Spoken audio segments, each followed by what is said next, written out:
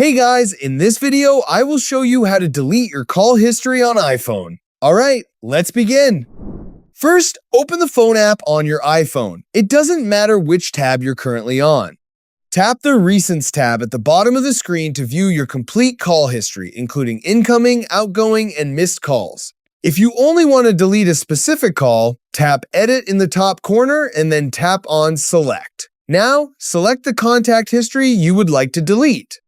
Once selected, tap on Confirm by tapping the Delete or Trash icon. This removes only the selected call from your history. If you want to delete your entire call history, tap Edit, then tap Clear, all in the top corner to permanently remove every call from your call log.